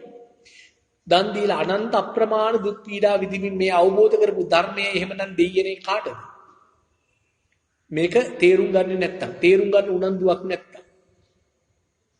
මොකද්ද කාමසුකල්ලිකාන යෝගය කියන්නේ? මොකද්ද අත්තිකිලමතාන යෝගය කියන්නේ? අපි පොතපතේ නම් දන්නවා කයට සැප දීමයි කයට දුක් දීමයි. ඒක නෙවෙයි ඊට ගොඩක් එහා ගිය චතුරාර්ය සත්‍ය ධර්මයත් එක්ක බැඳිච්ච. එහෙම නැත්නම් අපි මොකද්ද කියන්නේ? චිත්ත වීතියක් ගත්තොත් චිත්ත වීතියක් හා සම්බන්ධ කරපු දෙයකොයි උන්වහන්සේ මේ දේශනා කරන්නේ. ඒ නිසා ඒ සියලුම කරුණු අපි උත්සාහ කරනවා අද දවසේ පැහැදිලි කරන්න. මොකද අපි ආරම්භයේදී කිව්වා ඊටාම ධර්මයට ලැබි උනන්දුවක් දක්වන වීරයක් තියෙනවා. පින්නතුන්ට තමයි මේ ධර්මයේ දේශනා කරන්න අපිට අද අවස්ථාව ලැබුණේ. ඒ නිසා පරම ගාම්භීර වූ ශ්‍රී සද්ධර්මයේ දේශනා කරන්න අපි මේක අවස්ථාවක් කරගන්නවා. එහෙම නැතුව මේ ධර්මය ගැන යන්තමින් දන්න අය හිටියනම් අපිට මේ කරුණු පැහැදිලි කරන්න අපහසු වෙනවා. එතකොට දැන් එහෙමනම් අපි කෙලින්ම යමු සහවස්ස දස්සන සම්පදාය. ඒ කියන්නේ සෝතාපන්න ඵලයටපත් වෙන පුද්ගලයෙක් ලබා ගන්නවා දර්ශනය. මොකද්ද ඒ දර්ශනය කියන එක දැන් අපි පැහැදිලි කරන්නයි හදන්නේ. දැන් මේ ලබා ගන්නා වූ දර්ශනය ලබා ගත්තාද නැද්ද? මේ ලබා ගන්නා වූ දර්ශනය ලබා ගත්තාද නැද්ද? ඒ කියන්නේ යම් පුද්ගලයෙක් සෝතාපන්න ඵලයටපත් වුණාද නැද්ද? නැත්නම් එයාගේ දැක්ම විසුද්ධ වුණාද නැද්ද? දර්ශනේ පිරිසුදු වුණාද නැද්ද? වැරදි දර්ශනයකනේ ඉන්නේ. ඒ දර්ශනය පිරිසිදු වුණාද නැද්ද? දර්ශන විසුද්ධියට ආවද? නැත්නම් සෝතාපන්න ඵලයටපත් වුණාද නැද්ද කියලා දැනගන්නේ කොහොමද කියලා ඉස්සර සවැත් නුවර වැඩ වාසය කරපු භික්ෂුන් වහන්සේ කෙනෙකුට ප්‍රශ්නයක් ආවා. දැන් මේ පින්නතුන්ටත් ওই ප්‍රශ්නේ ඇති. සෝතාපන්න ඵලයටපත් වුණා නම් කොහොමද දැනගන්නේ? එතකොට උන්වහන්සේ ගිහිල්ලා අහනවා ස්වාමීන් වහන්සේලා ටික දෙනෙක්ගෙන් කිත්තාවතානුකෝ ආවුසෝ කොපමණ ප්‍රමාණයකින්ද ආයුෂ්මත්නි කිත්තාවතානුකෝ ආවුසෝ බික්කුණෝ දස්සනං සුවිසුද්ධං හෝති. භික්ෂුවකගේ දර්ශනේ සුවිසුද්ධ වෙන්නේ සෝතාපන්න ඵලයටපත් වුණා කියලා දැනගන්නේ කොහොමද කියලා අහනකොට උන්වහන්සේලා කියනවා යම් කෙනෙක් පංච උපාදානස්කන්ධේ ඇතිවීමත් නැතිවීමත් දන්නවද දකින්නවද? දන්නවද කියලා කියන්නේ ඥානතෝ. දකින්නවද? පස්සතෝ. ප්‍රත්‍යක්ෂ වශයෙන් දැනගන්න ඕන. දැනගෙන ඒක ප්‍රමාණවත් නෑ. දැනගෙන ඒ අනුව හිතනකොට ප්‍රත්‍යක්ෂ වශයෙන් අවබෝධ වෙනවා. අන්න පංච උපාදානස්කන්ධය ආරයි. මෙහෙම හිතුවොත් පංච උපාදානස්කන්ධය ඇති වෙනවා. මෙහෙම හිතපුව ගමන් පංච උපාදානස්කන්ධය නැති වෙනවා කියලා එයා දන්නවනම් ඒ සෝතපන්න. ආයි මොකවත් නැහැ. ඊට පස්සේ ඒක වැටහෙන්නේ නෑ අර ස්වාමීන් වහන්සේට. යනව තවත් කණ්ඩායමක් හම්බෙන්නේ. ගිහිල්ලා උන්වහන්සේලාගෙන් අහනවා කිත්තාවතානුකෝ ආවුසෝ කොපමණ ප්‍රමාණයකින්ද ආයුෂ්මත්නි බික්කුණෝ දස්සනං සුවිසුද්ධං හෝති इति. යම් කිසි භික්ෂුවක්ගේ දර්ශනයේ විසුද්ධ වෙන්නේ කොපමණ ප්‍රමාණයකින්ද? කොහොමද මැනගන්නේ? ක්වොන්ටිටි එක මොකද්ද? කොහොමද මැනගන්නේ? එතකොට ඒ ස්වාමීන් වහන්සේලා කියනවා ආයතනයේ හට ගැනීමත් නැතිවීමත්. මේ ආයතන හයේ හට ගැනීමත් නැතිවීමත් දන්නවද දකින්නවද එපමණකින්ම සෝතාපන්නයි. එතකොට යම් කෙනෙක් දන්නවනම් මෙහෙම බැලුවොත් ආයතන හට ගන්නවා. ආයතන කියන්නේ මොකද්ද කියලා අපි පැහැදිලි කරනවා. මෙහෙම බැලුවොත් ආයතන හට ගන්නවා. මෙහෙම බැලුව ගමන් ආයතන හටගන්නේ නැහැ. අන්න සෝතාපන්නයි. ඒක වැටහෙන්නේ නැහැ. නැවත යනවා තවත් කණ්ඩායමක් හම්බෙන්නේ. ඒ කණ්ඩායමෙනුත් අර ප්‍රශ්නේ මහන. පිටාවතානුකෝ අවසෝ බික්කුණෝ දස්සනං සුවිසුද්ධං හෝති इति. පිළිතුරු දෙනවා සතර මහා ධාතුවේ ඇතිවීමත් නැතිවීමත් යම් කෙනෙක් දන්නවද දකින්නවද එපමණකින්ම සෝතාපන්න. ඊටවදගත් අපි දැන් කායානුපස්සනාව හෝ වේදනානුපස්සනාවට අනුව ආනාපාන සති භාවනාව වඩනවන අද දවසේ අපි උත්සාහ කරනවා ඒ දෙත් කියලා දෙන්න මේ පිටුට. කායානුපස්සනාව වේදනානුපස්සනාවට අනුව ආනාපාන සතිය වඩනවන කියන්නේ සිත හරියටම එකක් කරගන්න ඕන නම් චිත්ත සමාධිය ඇති කරගන්න ඕන. චිත්ත සමාධිය කියලා කියන්නේ මේ නිකන් මම හුස්ම ගනිමි මම හුස්ම හෙලමි දීර්ඝ හුස්මකි කෙටි හුස්මකි නෙවෙයි. එතකොට මම ඉන්නවා එතකොට සක්කාය දිට්ඨිය දිනවා. ඒක පළක් නෑ. ධානය උපදන්න පුළුවන්. ඒ ධානය නැති වෙනවා. ඒක පළක් නෑ. ධානය ඉපදුවොත් සතරපා භූමියේ හිමිකම තියාගෙන ධානය තියන් ඉන්නේ. පැහැදිලි නේද? එතකොට එහෙම නැතුව වේදනානුපස්සනාව කරනකොට ආනාපාන සතිය වඩමින් සිත පිහිටවන්න කොහොමද කියලා දැනගන්න නම් මේ සතර මහා ධාතුවේ ඇතිවීමත් නැතිවීමත් දැනගත යුතුයි. ඒක දන්නවනම් හරි. ඒකත් පැහැදිලි කරනවා. දැන් එහෙම කිව්වහම ඒකත් පැහැදිලි නෑ අර ස්වාමීන් වහන්සේට. ඒ ස්වාමීන් වහන්සේ ඊට පස්සේ තවත් ස්වාමීන් වහන්සේ කණ්ඩායමක් හම්බෙන්න යනවා. ඔය ප්‍රශ්නේ අහනවා. කිත්තාවතානුකෝ අවසෝ බික්කුඩෝ දසනං සුවිසුද්ධං හෝති. උන්වහන්සේලා කියනවා හේතු ප්‍රත්‍යයෙන් හටගන්නා වූ යම් ධර්මතාවයක් හේතු නිරුද්ධයෙන් නිරුද්ධ වන බව දන්නවනම් දකින්නවනම් එපමණකින්ම එයා සෝතාපන්නයි. හේතු ප්‍රත්‍යයෙන් හටගන්නා වූ ධර්මතාවය යං කිංචි සමුදය ධම්මං සබ්බන්තං නිරෝධ ධම්ම. ඔන්නෝක දැක්කොත් ඔක වෙන්නේ කොහොමද කියන එක. ඒ කියන්නේ හේතුපත්යෙන් හට ගන්නා ධර්මතාවය හේතු නිරුද්ධයෙන් නිරුද්ධ වෙනවා. ඔන්න ඔච්චරයි මේ ලෝකේ තියෙන්නේ කියලා වටහා ගත්තොත් එහෙම අන්න එතනින්ම සෝතාපන්නයි. දැන් මේ පින්නතුන්ට මතක් කරන්න පුළුවන්කම තියෙන්න ඕන ධම්සක් පැවතුම් සූත්‍රයේ උන්වහන්සේ පැහැදිලිව දේශනා කරනවා යං කිංචි සමුදය ධම්මං සබ්බන්තං නිරෝධ ධම්මං කියලා කියනවා. විරජං වීතමලං ධම්මචක්කුං උදපාදී කියලා කියනවා. කොණ්ඩංච හාමුදුරෝ නම් කරනවා. විරජං වීතමලං ධම්මචක්කුං දහම් ඇස පෑදුනා කොණ්ඩංච ස්වාමීන් වහන්සේට. දහම් ඇස පෑදුනා කියලා කියන්නේ සෝතාපන්න ඵලයට ආවා කියන එක. විරජං වීතමලං ධම්මචක්කුං උදපාදී කියලා. එතකොට තමයි අර කියන්නේ මොකක්ද? යං කිංචි සමුදය ධම්මං සබ්බන්තං නිරෝධ ධම්මං. කොණ්ඩඤ්ඤ ස්වාමීන් වහන්සේ සෝතාපන්න ඵලයට පත් වුණෝක අවබෝධ කරගන්න. එතකොට මේ හතරම එකයි. මේ හතරම එකිනෙකට වෙනස් ආකාර. නමුත් සෝතාපන්න ඵලයට පත් වෙන පුද්ගලයෙකුට මේ ආකාර හතරෙන් කුමන හෝ එකකින් ඔය අවබෝධතා ඥානය ගන්න පුළුවන්. හැබැයි අවබෝධතා ඥානය ගත්තට පස්සේ මේ හතර කරුණු සතරම පැහැදිලි. අපි මේ කරුණු සතර තමයි පැහැදිලි කරන්න හදන්නේ මේ පින්නතුන්ට. එතකොට ඊට කලින් මේ දැන් සහවස්ස දස්සන සම්පදාය යම් පුද්ගලයෙක් සෝතාපන්න ඵලයට පත් වෙනවත් එකම දර්ශනයක් කියයි කියනු ලබන මෙන්න මේ විශේෂිත වූ දේ එයාලා වටහා ගන්නවා. මොකද්ද මේ දර්ශනය? අන්න ඒ දර්ශනය දැන් අපි පැහැදිලි කරනවා කාණ්ඩ නැත්තම් කොටස් හතරකින්. කාණ්ඩ නැත්තම් කොටස් හතරකින් පැහැදිලි කරනවා. ටිකක් මෙතන ගැඹුරුයි. හොඳින් වටහා ගන්න උත්සාහ කරන්න. ඒක අපි පැහැදිලි කරනවා මේ පින්නතුන්ට වඩාත් පහසු වෙන්න මේ අවබෝධතා ඥානය නොගත්ත කියන්නේ සෝතාපන්න ඵලයටපත් නොවෙච්ච සාමාන්‍ය පුද්ගලයෙක් දකින්නේ පළවෙනි කාණ්ඩය ගමුකෝ. පළවෙනි කාණ්ඩයේ සාමාන්‍ය පුද්ගලයෙක්ගේ දැක්ම මොකක්ද? අන්න ඒ කාණ්ඩයේ සෝතාපන්න ඵලයටපත් වෙච්ච පුද්ගලයෙක් දකින්නේ කොහොමද? දෙවෙනි කාණ්ඩයේ සාමාන්‍ය පුද්ගලයෙක් දෙවෙනි කාණ්ඩයේ මෙන්න දකින විදිය මෙන්න සෝතාපන්න පුද්ගලයන් දකින විදිය. තුන්වෙනි කාණ්ඩයේ මෙන්න තුන්වෙනි කාණ්ඩයේදී සාමාන්‍ය පුද්ගලයෙක් දකින විදිය මෙන්න ඒකම සෝතාපන්න පුද්ගලයා දකින විදිය. හතරවෙනි කාණ්ඩය මෙන්න සාමාන්‍ය කෙනෙක් මේක දකින විදිය මෙන්න එයම සෝතාපන්න පුද්ගලයා දකින විදිය. පැහැදිලිද?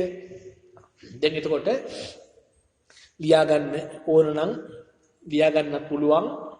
අහගෙන ඉන්නව නම් අහගෙන ඉන්නත් පුළුවන් මුල්ම කාණ්ඩේ. අපි දන්නවා දැන් සාමාන්‍ය අයට අපිට කියන්නේ සාමාන්‍ය සෝතාපන්න ඵලයටපත් වෙලා නැති මේ ලෝකේ ඉන්න අනන්ත අප්‍රමාණ පුද්ගලයින්ට හරිද? අනන්ත අප්‍රමාණ පුද්ගලයින්ට බාහිරේ රූප තියෙනවා. ඒ රූප අපි දකිනවා. එහෙමනේ හිතන්නේ. බාහිරේ රූප තියෙනවා ඒ රූප අපි දකිනවා. තවත් විදිහකින් කිව්වොත් බාහිරේ රූප තියෙනවා ඒ රූප අපි දකිනවා. තවත් විදිහකින් කිව්වොත්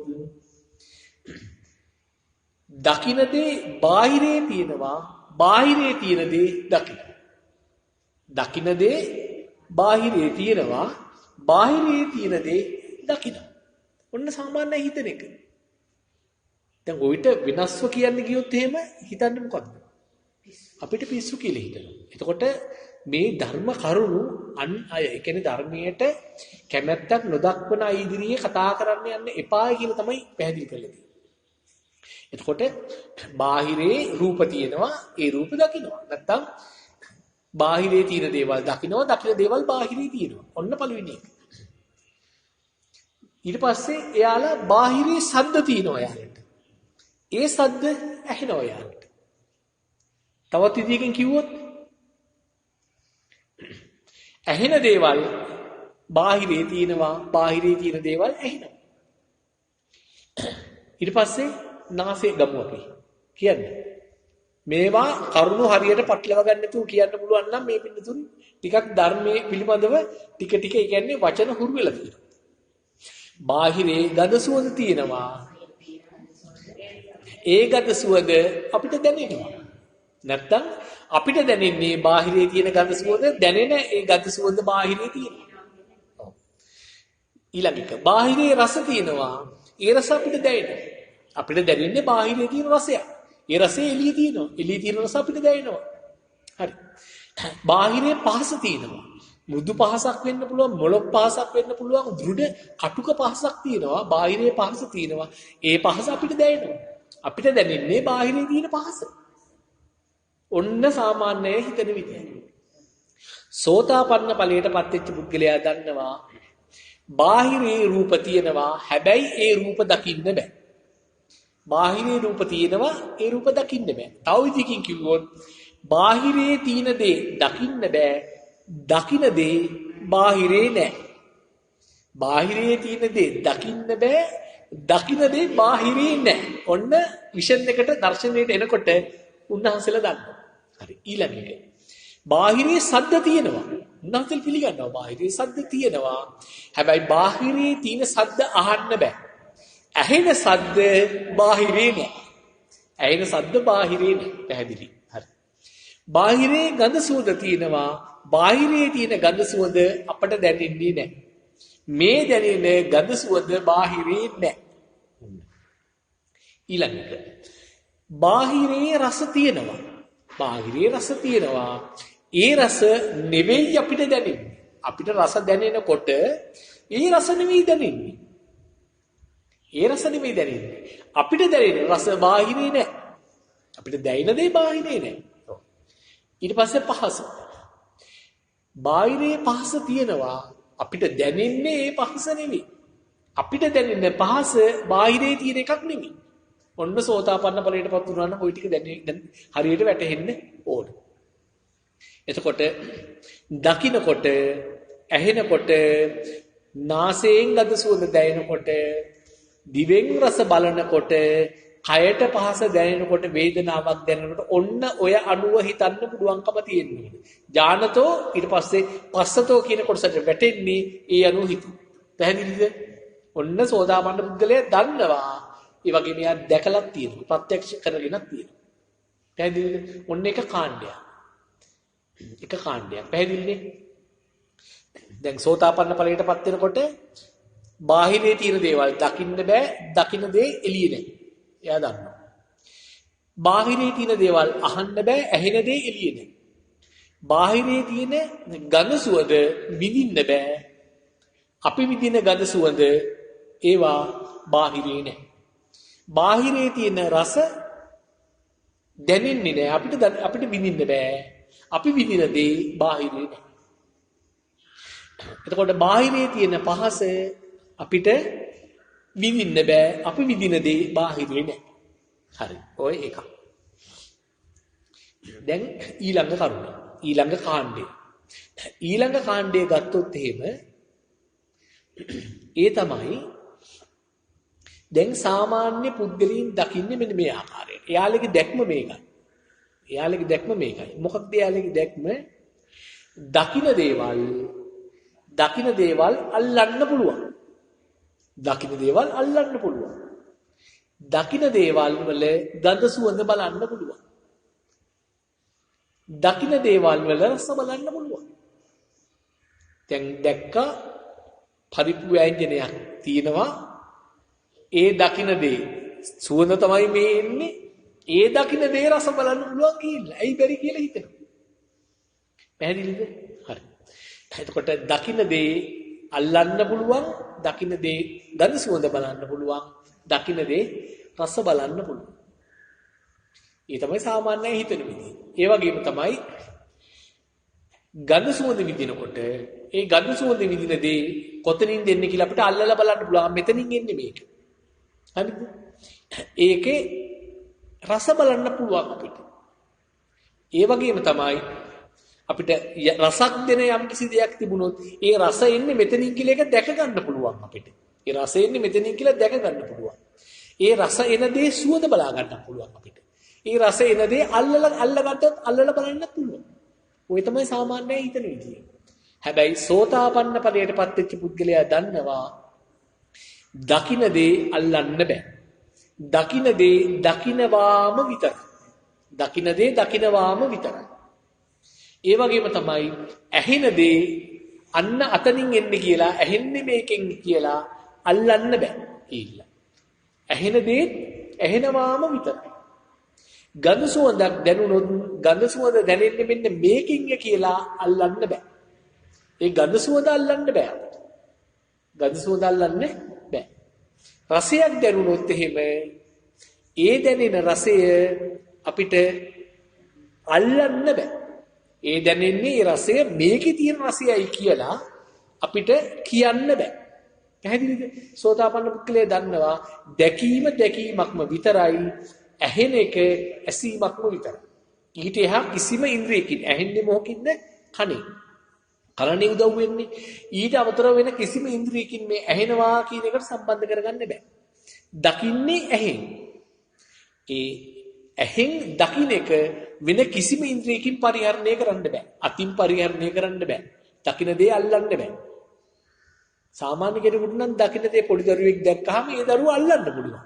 ඒ දකින්න දරුවා අල්ලන්න පුළුවන්. දැන් මේ ධර්මයේ හරියට දන්නේ නැත්නම් බොහොම කුතුහලයටපත් වෙනවා මේ පින්නතු. මේක අහන.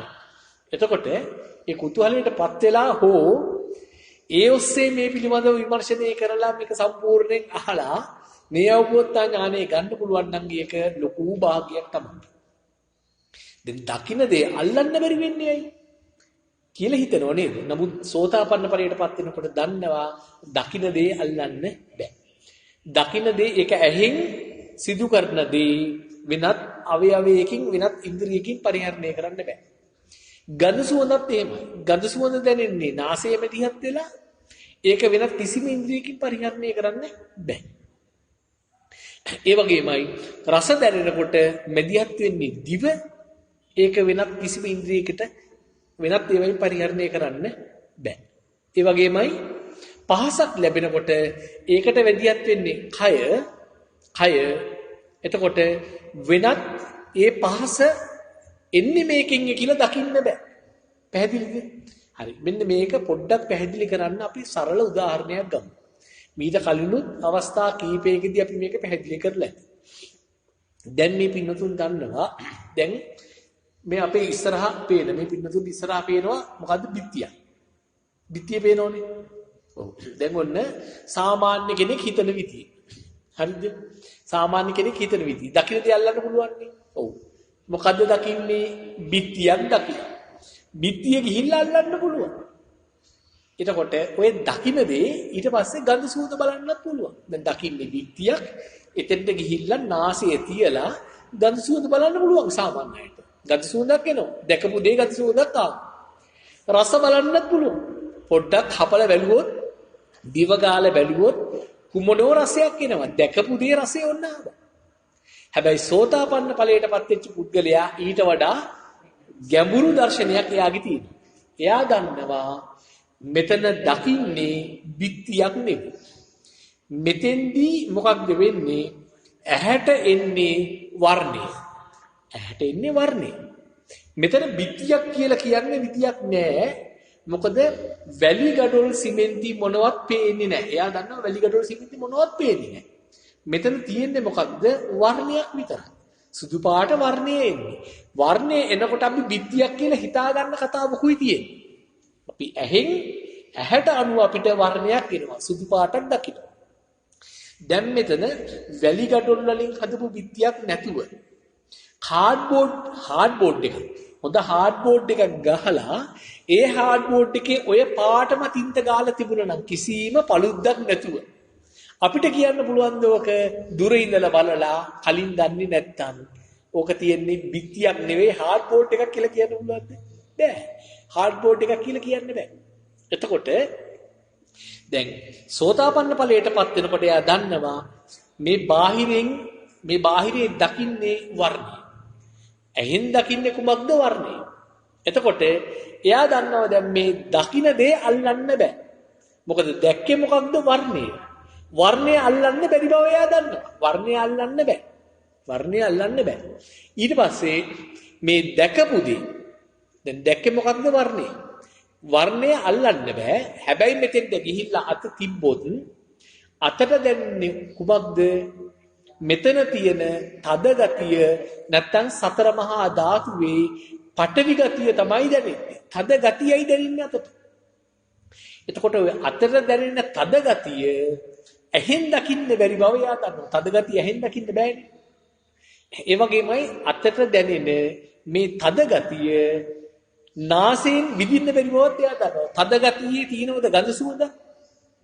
නෑ. තද බවේ තදද මෘදුද කියන එකට ගඳ සුවඳක් නෑ. ඒ වගේම තමයි අතට දැනෙච්ච දේ, ඒ කියන්නේ අතට දැනුනේ මොකක්ද? තද බව. මේ තද බවට රසක් තියනවද? නෑ. එයා දන්නවා අතට දැනෙච්ච දේ රසයක් නෑ. ඇහැට දැනෙච්ච දේ රසයකුත් නෑ. ඇහැට දැනුනේ වර්ණය. වර්ණයට රසයක් නෑ. එයා දන්නවා මේවා වෙන වෙනම ධර්මතා. දැන් සාමාන්‍ය කෙනෙකුට නම් එක දෙයක් ඉන්ද්‍රියන් හයෙන්ම පරිහරණය කරන්න පුළුවන්. දැන් බිත්තිය ඇහෙන් පරිහරණය කරන්න පුළුවන්. ඔන්න පේනවා බිත්තිය හිතනවා. ඊට පස්සේ මේක ළඟට ගිහිල්ලා නාසයේ තියලා ගඳ සුවඳ බලන්න පුළුවන්. නාසයෙන් පරිහරණය කරන්න පුළුවන් දැකපුදී. ඔය සාමාන්‍ය කෙනෙකුට දිවෙන් පරිහරණය කරන්න පුළුවන් රස බලන්න පුළුවන් දැකපු බිත්තිය. අතින් අල්ලලා බිත්තිය හොඳට බලන්න පුළුවන්. ඊට පස්සේ මේ බිත්තිය ගැන වෙන කොහෙට හරි ගිහිල්ලා හිතලා හිතින් පරිහරණය කරන්න පුළුවන්. පැහැදිලිද? එතකොට සෝතාපන්න ඵලයටපත් වෙච්ච පුද්ගලයා දන්නවා එක ඉන්ද්‍රියකින් පරිහරණය කරන්න පුළුවන් වෙන්නේ එක ධර්මතාවයක් පමණයි. ඇහැට නම් වර්ණය, කනට නම් ශබ්දය, නාසයට නම් ගන්ධය, දිවට නම් රසය, කයට නම් පහසය, සිතට නම් සිතුවිලි. අපි ධම්ම කියලා කියනවා සිතුවිලි. හරිද? එතකොට ඔන්න සාමාන්‍ය පුද්ගලයෙක් සහ සෝතාපන්න ඵලයට පත් වෙච්ච පුද්ගලයෙක් අතර ওই දෙවෙනි කාණ්ඩයට අනුව තියෙන වෙනස. දැන් පැහැදිලිද? මේ පිළිබඳව මොනවා හරි පැහැදිලි කරගන්න ඕනද මේ පින්නතුන්ට? මම හිතන්නේ මේක අපැහැදිලිතාවයක් නැහැ. හරි තුන්වෙනි කාණ්ඩය. තුන්වෙනි කාණ්ඩය තමයි සාමාන්‍ය කෙනෙකුට දැකපු දෙයක් නැවත දකින්න පුළුවන්. නැවත දෙයක් දකිපු දෙයක් නැවත දකින්න පුළුවන්. නැවත දකින්න පුළුවන්. අහපු දෙයක් නැවත අහන්න පුළුවන්. අහපු සින්දුවක් නැවත අහන්න පුළුවන්. අම්මගේ කටහඬ අහන්න ඕන නම් ආයිත් අම්මින්න ගාවට ගියොත් පුතේ කියලා කියනවා අහන්න පුළුවන්. අපි එහෙම හිතන්නේ නේද? සාමාන්‍යයෙන් හිතන්නේ එහෙම. විඳපු ගන්ධයක් නැවත විඳින්න පුළුවන්. අහවල් තැන තියෙනවා අහවල් සුවඳ දෙන කොලොන් එක. එතෙන්ට ගිහිල්ලා ආපහු මේකෙන් ස්ප්‍රේ කරලා ඒ ගඳ සුවඳ විඳින්න පුළුවන් අපිට. එහෙම තමයි සාමාන්‍යයෙන් හිතන්නේ. දැනිච්ච ගන්ධයක් නැවත විඳින්න පුළුවන්. දැනිච්ච රසයක් නැවත විඳින්න පුළුවන්. අපි අහවල් ව්‍යංජනේ ඉවුවනම් නැවත ආයේ ඒ වගේ ව්‍යංජනයක් උයන්න හිතෙන්නේ ඒ රස නැවත ආසා හිතිලා. පැහැදිලිද? විඳපු පහසක් නැවත විඳින්න පුළුවන්. මහන්සි වෙලා දවසේ වැඩ කරලා අවසන් වෙනකොට ඇඳ මතක් වෙනවා. ඇඳේ වැටුණා නම් ඊයේ වගේ සුවසේ නිදා ගන්න පුළුවන් කියනක මතක් වෙනවා. ඒ විඳ ඒ පහස නැවත විඳින්න පුළුවන්. ඒ තමයි සාමාන්‍ය කෙනෙකුට. හැබැයි සෝතාපන්න ඵලයටපත් වෙච්ච පුද්ගලයා දන්නවා දැකපු දෙයක් නැවත දකින්න බෑ. අහපු දෙයක් නැවත අහන්න බෑ. විඳපු ගඳ සුවඳක් නැවත විඳින්න බෑ. විඳපු රසක් නැවත කවදාවත් විඳින්න බෑ. එකවරක් විඳපු පහසක් නැවත කිසි දවසක විඳින්න බෑ. එකවරක් ගත්තා වූ සිතින් ගත්තා වූ අරමුණක් නැවත කවදාවත් ගන්න බෑ. අන්න සෝතාපන්න ඵලයටපත් වෙච්ච පුද්ගලයා දන්න. එතකොට කොහොමද එහෙම වෙන්නේ කියන එක තමයි අද දවසේ අපි ධර්ම දේශනා තුලින් පැහැදිලි කරන්නේ. ඒක තමයි මේ පින්නතුන් දැනගත යුත්තේ ඥානතු. ඊට පස්සේ තමයි ඒ අනුව හිතනකොට ඔය කියපු විදියට කියලා කියන්නේ දකින්නකොට මේ දකින්නේ මීට කලින් දැකපු දෙයක් නෙවෙයි. අන්න එහෙම හිතන්න වෙනවා. මේ විඳින්නේ මීට කලින් දැකපු රස මේ විඳපු රසයක් නෙවෙයි මේ විඳින්නේ. ඇයි එහෙම වෙන්නේ කියලා කෑම කනකොට ඔන්න මෙනෙහි කරනවා. අන්න ප්‍රත්‍යක්ෂ වෙන විදිය. අන්න සෝතාපන්න මාර්ගයේ ඉඳලා ඵලයට අවතීර්ණ වෙන විදිය. පැහැදිලිද? හරි. ඔය තමයි එතකොට තුන්වෙනි කාණ්ඩයත් අපි කිව්වා. දැන් හතරවෙනි කාණ්ඩය. හතරවෙනි කාණ්ඩය තමයි සාමාන්‍ය පුද්ගලයින්ට දකින්න දේවල් වලට යාලට නමක් තියෙනවා. තැනක් තියෙනවා. අහවල් දේ අතන තියෙනවා. ඒකේ නම මේකයි. නමක් තියෙනවා තැනක් තියෙනවා. ඇහෙන දේ අහවල් අන්න අර සද්දේ ඇහෙන්නේ. අර කුරුල්ලෙක්ගේ සද්දේ ඇහෙන්නේ. කුරුල්ලා ඉන්නේ අතනයි.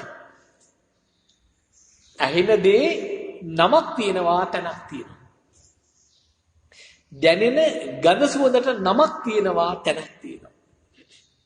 විඳින රසයෙන් දැන් හිතන්න. එහෙම නෙවෙයිද අපි කෑම කනකොට විඳින රසයට නමක් තියෙනවා තැනක් තියෙනවා. විඳින පහසට නමක් තියෙනවා. මේ පුටුවේ පහස, මේ සෙටියකේ පහස, මේ ගින්දරේ පහස. විඳින පහසට නමක් තියෙනවා තැනක් තියෙනවා. පැහැදිලිද? හරි. ඒ තමයි සාමාන්‍ය කෙනෙකුට.